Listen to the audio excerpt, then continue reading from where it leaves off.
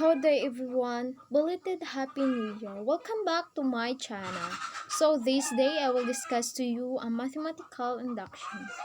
The idea of proving a statement is true is said to have begun in about 15th century BCE in Greece, where philosophers developed a way of convincing each other of the truth, particular mathematical statements. They had to agree definition of certain basic ideas. Example: point, line, surface, and axioms which were statements about starting point. Example, that it is positive to draw a circle of any radius. Over time, these ideas and many others were developed in geometrical form and were finally collected and organized in 13 books by Euclid, 325 to 263 BCE, known as his Elements of Mathematics. So here are the basic list of symbols. So A stands for alpha, B stands for beta, and this symbol stands for gamma. Next, this symbol stands for delta, E stands for epsilon, and Z stands for zeta, and H stands for eta, and this symbol stands for theta, I stands for eta, and N stands for nu, and this symbol stands for xi, and this symbol stands for pc. K stands for kappa, and this symbol stands for lambda. M stands for mu, O stands for omicron, and this symbol stands for P. P stands for rho, and this symbol stands for sigma. T stands for tau, and this symbol stands for phi. And X stands for chi, and this Y stands for epsilon, and this symbol stands for omega. So here are the common symbols used when writing a proof. So first, these symbols stands for implies. This stands for if and only if. This symbol stands for is defined as. This symbol stands for is equivalent to. This stands for such that. And this symbol stands for therefore. And last stands for end of proof. Quantifiers. So these are universal. Quantifier stands for all, and these are existential quantifier as there exists.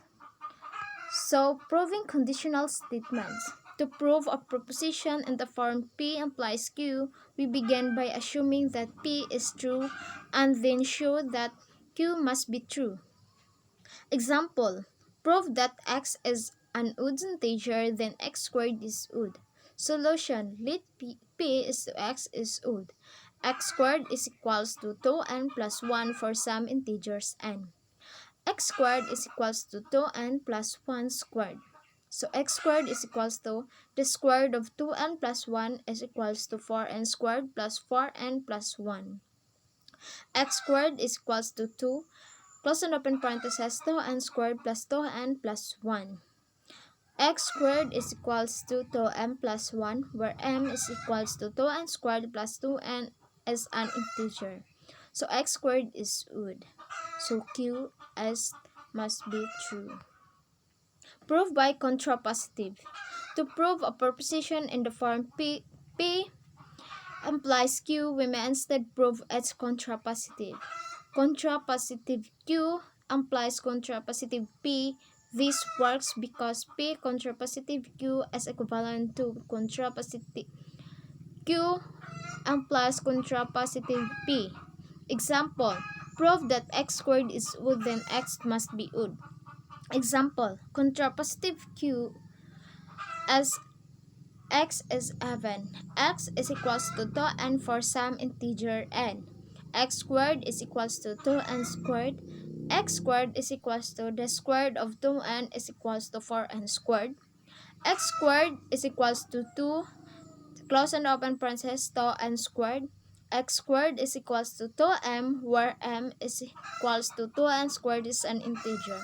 So x squared is even. And contrapositive P. Proving equivalent statements. To prove a proposition in the form P As F and only if Q, we must prove both P implies Q and its converse Q implies P. This is so because F and only if Q is equivalent to close and open parenthesis P implies Q and Q implies P. Example: prove that X is odd if and only if as X squared is odd. Solution: let P as to X is odd and Q as to X squared is odd. We must prove P implies Q as well as Q implies P. Both of these have been shown in previous two examples. So that's all. Thank you and God bless. See you on my next